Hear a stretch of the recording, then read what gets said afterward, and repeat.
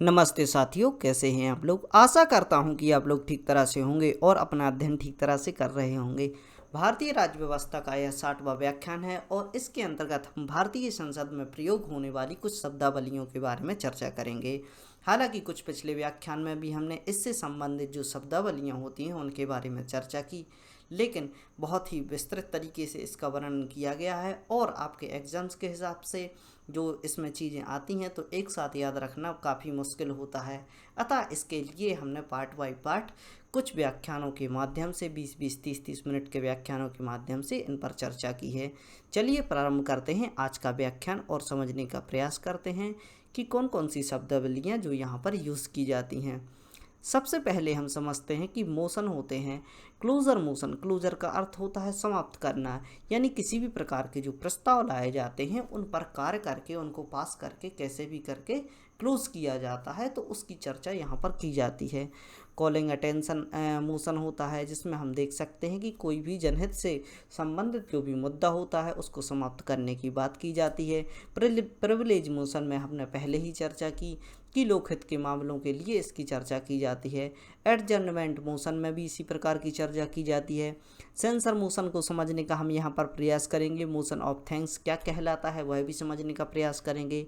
No confidence motion क्या कहलाता है उसको समझने का प्रयास करेंगे। No day yet named motion, इसको भी समझने का प्रयास करेंगे। हालांकि अभी आप सामने जो देख रहे हैं इस प्रकार की चीज़ें हैं जो आपको जिनसे आप अनभिज्ञ होंगे, लेकिन लेक्चर समाप्त होते ही आप सारी जो भी शब्दावलियां हैं उनको बेहतर तरीके से समझ पाएंगे। अब हम देख सकते हैं कि जो क्लोजर मोशन होता है, क्लोजर मोशन की चर्चा करें यहाँ पर तो यह 4 प्रकार के होते हैं। 4 प्रकार के मोशन होते हैं, तो इनमें हम देख सकते हैं कि सिंपल क्लोजर भी होता है। इसके अंतर्गत क्लोजर बाय कंपार्टमेंट होता है। सिंपल क्लोजर में सीधे तौर पर उसको समाप्त कर दिया जाता है। क्लोजर बाय कंपार्टमेंट में यानी इसको जो भी मैटर होता है उसको पार्ट बाय पार्ट में विभक्त करके या बांटकर उसको सॉल्व किया जाता है। कंगारू मोशन में हम देख सकते हैं कि जिस प्रकार कंगारू उछलता रहता है तो उसी प्रकार यहाँ पर भी जो चर्चा की जाती है इस प्रकार के क्लोजर की बात की जाती है कि कोई भी मैटर आता है उसको यहाँ पर सॉल्व किया जाता है। ग्लूटिन क्लोजर की बात करें तो ग्लूटर एक प्रकार की सज़ा होती है। जिस प्रकार हमारे यहाँ पर फांसी होती है तो प्रथम विश्व युद्ध के समय जो फ्रांस में हमने ग्लूटिन शब्द का प्रयोग किया गया था तो वह किया गया था। एक इस तरीके की ब्लेड होती है और नीचे व्यक्ति की गर्दन रख दी जाती थी और यह ग्लूटिन होती थी, वह जो ब्लेड होती थी उसकी गर्दन पर लग जाती थी और उसकी मृत्यु वहीं हो जाती थी। तो इसी प्रकार से हम सब समझ सकते हैं कि ग्लूटिन क्लोजर होता है किसी चीज़ को पूर्ण रूप से समाप्त करना। चलिए बात करते हैं क्लोजर मोशन की। लंबे समय से कोई भी जैसा मैटर होता है जो लंबित है या जो कि पेंडिंग पड़ा हुआ है उसको समाप्त करने के लिए मोशन का यूज़ किया जाता है, जिन्हें क्लोजर मोशन कहते हैं। अब हम देख सकते हैं कि मोशंस को किस प्रकार सॉल्व किया जाता है। मान लो कोई प्रस्ताव आया या कोई मोशन निकल कर आया तो उसको समाप्त कैसे किया जाएगा। संसद में उसको रखा जाता है, इस पर मतदान कराया जाता है। वोटिंग के माध्यम से यदि मामला पक्ष में होता है तो उसको पास करा दिया जाता है, यदि मामला विपक्ष में होता है उस पर कम वोट पड़ते हैं तो हम देख सकते हैं उसको क्लोज कर दिया जाता है। सीधी सी बात। तो क्लोजर मोशन के बारे में हमने समझा, लेकिन हम देख सकते हैं कि इसके अंतर्गत भी आते हैं। तो क्लोजर मोशन 4 प्रकार के होते हैं।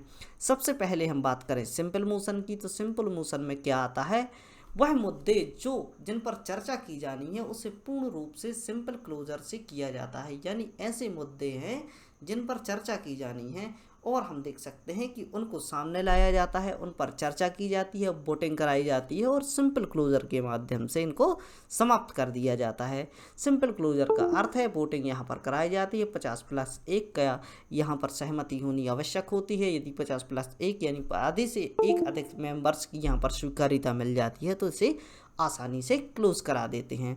चलिए आगे देखते हैं। क्लोजर बाय कंपार्टमेंट, इसका अर्थ होता है बांटकर समाप्त करना। यानी कोई भी मैटर आता है, कोई विस्तृत मैटर है तो उसको विभिन्न भागों में बांटकर और उसके पार्ट होते हैं, उन पार्ट पर वोटिंग कराकर उसको समाप्त कर दिया जाता है। तो हो गया क्लोजर बाय कंपार्टमेंट। 2 चीज़ें आपने समझी। अब आ जाते हैं कंगारू क्लोजर। कंगारू क्लोजर क्या होता है, इसमें महत्वपूर्ण मुद्दे छांट लिए जाते हैं। जो मुद्दे महत्वपूर्ण होते हैं उनको छांट लिया जाता है तथा पास करा दिया जाता है। जो अवशिष्ट मुद्दे बचते हैं, शेष मुद्दे बचते हैं जिन पर किसी भी प्रकार के महत्व नहीं दिखाई देते, उनको अलग कर दिया जाता है। तो यह हो गया आपका कंगारू क्लोजर। अब हम ग्लूटन क्लोजर की बात करें तो ग्लूटन क्लोजर क्या कहलाता है? यह इस एक प्रकार की सजा होती है या समाप्त करना ही होता है। हर प्रकार के क्लोजर का मतलब होता है किसी भी मैटर को सॉल्व करना या समाप्त करना। इसमें किसी भी मुद्दे को बिना किसी विवाद के, बिना किसी बहस के इस पर निर्णय सुना दिया जाता है। यानी ऐसा लोक महत्व का जो मुद्दा यहाँ पर जाता है, जिस पर कोई निर्णय, ठोस निर्णय लेने की आवश्यकता होती है, उसे ग्लूटन क्लोजर के माध्यम से उसको सॉल्व कर दिया जाता है। सीधे तौर पर उस पर क्या निर्णय सुना दिया जाता है। चलिए, तो हमने सारे क्लोजर के बारे में अध्ययन किया। आगे देखते हैं प्रिविलेज मोशन। प्रिविलेज मोशन क्या कहलाते हैं?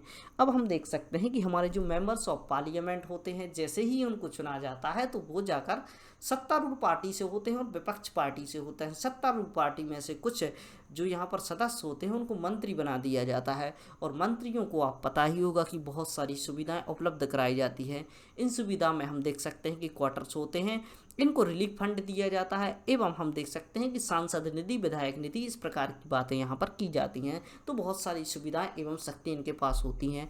अपनी शक्ति का यदि यह मिसयूज करते हैं, गलत तरीके से इस शक्ति का प्रयोग करते हैं, तो उनके विरुद्ध विपक्ष द्वारा प्रिविलेज मोशन लाया जा सकता है। प्रिविलेज मोशन जैसे ही लाया जाता है तो इनकी गतिविधियों को यहाँ पर रोक दिया जाता है। अब देखते हैं हम कॉलिंग अटेंशन मोशन। कॉलिंग क्यों की जाती है? जब किसी आप समस्या में फंसे हुए हैं, आप अपने मित्र को कॉल करेंगे या अपने घर वालों को कॉल करेंगे, तो इसी प्रकार की बात यहाँ पर की जाती है कि कॉलिंग अटेंशन मोशन। लोक महत्व का कोई मुद्दा है, देश में ऐसा कोई मुद्दा है जो कि लोक महत्व से संबंधित है, लोगों के हितों का हनन हो रहा है और आपको उसको सॉल्व करना है, तो कॉलिंग अटेंशन मोशन आप बीच में लाएंगे और उन पर चर्चा करने के लिए इसका प्रयोग किया जाएगा। यह एक प्रकार से शून्यकाल के समान होता है। अब हम शून्यकाल को समझ लेते हैं। शून्यकाल के बारे में हमने पहले ही अध्ययन किया।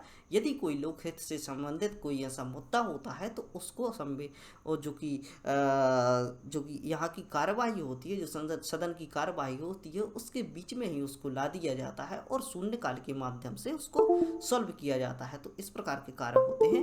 अब हम देख सकते हैं कि शून्यकाल के लिए तो अलग से समय होता है, लेकिन कॉलिंग अटेंशन के लिए यही जो समय होता है, जो कार्यवाही का समय होता है, जिसमें हम देख सकते हैं कि 3 व 4 घंटे का जो समय होता है, उसमें से इसके लिए समय निकाला जाता है।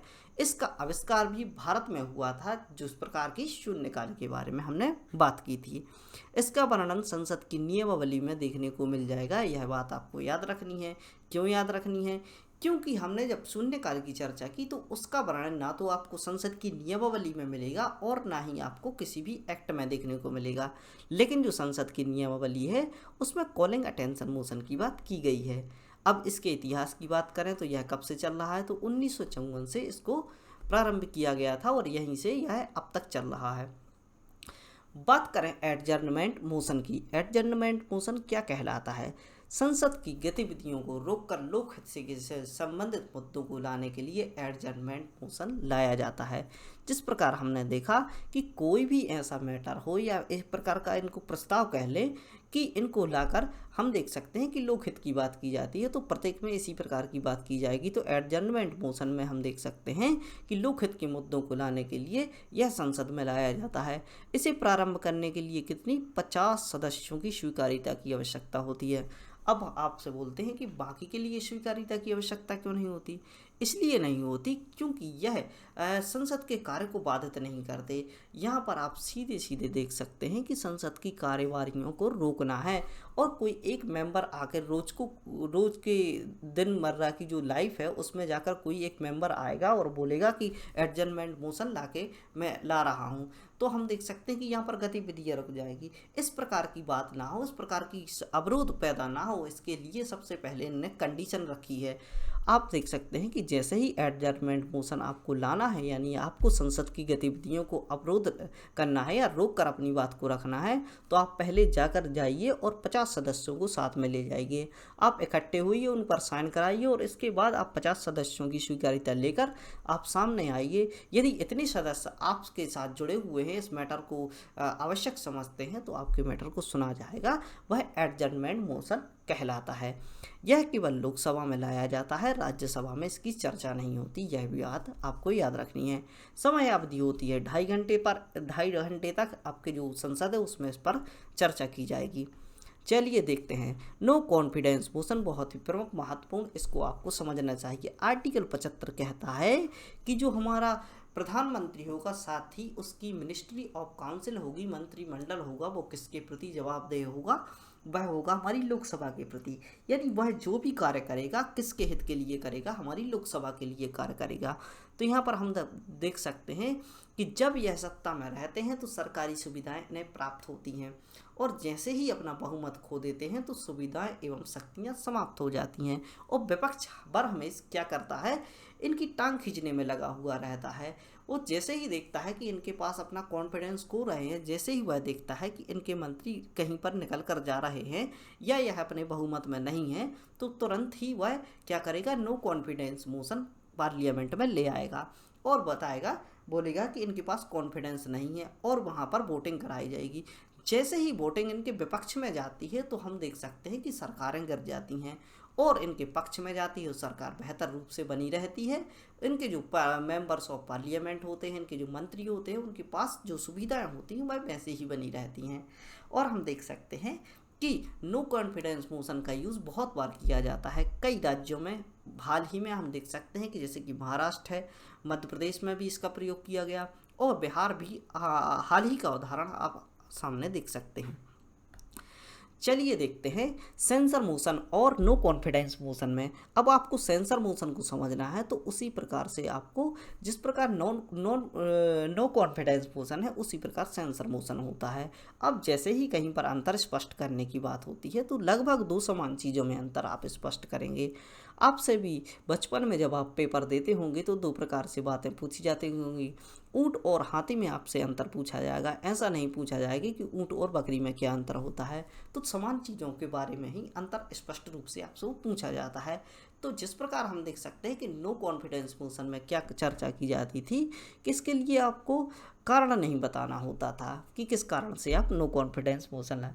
यह एक अंडरस्टूड मैटर होता है कि नो कॉन्फिडेंस मोशन लाया जा रहा है। इसके पीछे एक ही नीति हो सकती है कि आप यह सरकार को बताना चाहते हैं या सरकार से पूछना चाहते हैं कि आपके पास बहुमत है या नहीं है। लेकिन जब सेंसर मोशन लाया जाता है तो यह लोकसभा को कारण, इसके बारे में कारण बताना होता है कि ऐसा कौन सा कार्य हो रहा है, ऐसा कौन सा कृत्य किसी मेंबर्स ऑफ पार्लियामेंट या मंत्री के द्वारा किया जा रहा है जिसके लिए आप सेंसर मोशन ला रहे हैं। यह एक मंत्री या एक से अधिक मंत्रियों के विरुद्ध लाया जा सकता है। आपने 2-3 मंत्रियों को चुन लिया या किसी एक विशेष मंत्री को चुन लिया और उसके प्रति आपकी जो नीति है उसमें आप समझ रहे हैं कि यह अपनी शक्ति का प्रयोग अनैतिक तरीके से कर रहा है या शक्तियों का गलत प्रयोग कर रहा है, तो उसके विरुद्ध आप सेंसर मोशन ला सकते हैं। यह पूरे मंत्रिमंडल के विरुद्ध लाया जाता है। जैसे ही हम देख सकते हैं कि नो कॉन्फिडेंस मोशन आता है तो पूरी सरकार सख्ते में आ जाती है।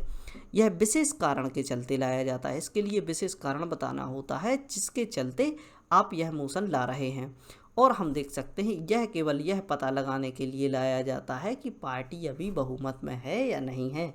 इसके पास होने पर हम देख सकते हैं कि इस्तीफा देने की आवश्यकता नहीं होती, गलती को सुधारा जाएगा। कुछ गलतियां ऐसी होती हैं जो सुधारी भी जा सकती है, लेकिन यदि आप बहुमत में नहीं हैं तो वह गलती आसानी से सुधारी नहीं जा सकती। और यहाँ पर यह सिद्ध हो जाता है कि आपकी पार्टी बहुमत में नहीं है तो वह पार्टी गिर जाएगी। चलिए आगे देखते हैं मोशन ऑफ थैंक्स की चर्चा कहाँ पर होती है। हम देख सकते हैं कि जैसे ही लोकसभा का कार्य प्रारंभ होता है तो हमें एक बात को स्पष्ट रूप से समझना चाहिए कि जो पहला यहाँ पर सेशन होता है या वर्ष का पहला सेशन कहें या लोकसभा के बनने का पहला सेशन कहें, तो दोनों की अध्यक्षता कौन करते हैं? हमारे राष्ट्रपति जी करते हैं। वह यह देखते हैं कि उनके द्वारा जांचा जाता है कि सरकार ठीक तरीके से कार्य कर रही है या नहीं कर रही है। मोशन ऑफ थैंक्स यदि पास नहीं होता तो यह पता चलता है कि सरकार अपने बहुमत में नहीं है। अब हम यहाँ पर देखेंगे कि किस प्रकार से यहाँ पर चर्चा की जाती है। जो भी राष्ट्रपति होते हैं, उनके द्वारा सरकार को बुलाया जाएगा और पहला जो सेशन होगा उसमें इसकी पॉलिसी को डिस्कस किया जाएगा कि किस किस प्रकार की पॉलिसी यह सामने लाकर रख रहे हैं। अब हम देख सकते हैं कि यह चेक करते हैं कि यह जो पॉलिसी बनाई गई हैं इससे यह अकेले पीएम के द्वारा तो नहीं बनाई गई। इतिहास में हमने देखा कि कुछ पीएम्स ऐसे रहे हैं कि जिनके द्वारा स्वतः ही अपने संज्ञान लेकर ऐसी कुछ निर्णय रहे हैं जिनमें उनकी पार्टी को ही पता नहीं था कि उनके द्वारा इस प्रकार के निर्णय लिए जा रहे हैं और वास्तव में निर्णय भी लिए जा रहे थे। तो हम देख सकते हैं कि मोशन ऑफ थैंक्स यही कार्य करता है या राष्ट्रपति को यह शक्ति प्रदान करता है कि वह जनता जो कि यहाँ पर मेंबर्स होते हैं, पक्ष के हों या विपक्ष के हों, उनके सामने गवर्नमेंट की पॉलिसीज़ को रखता है। इसके बाद वोटिंग कराई जाती है। यदि वोटिंग पक्ष में होती है तो सरकार बहुमत में है, यदि विपक्ष में होती है तो यहाँ पर सरकार की जो बात पता चलती है कि वह क्या बहुमत में नहीं है।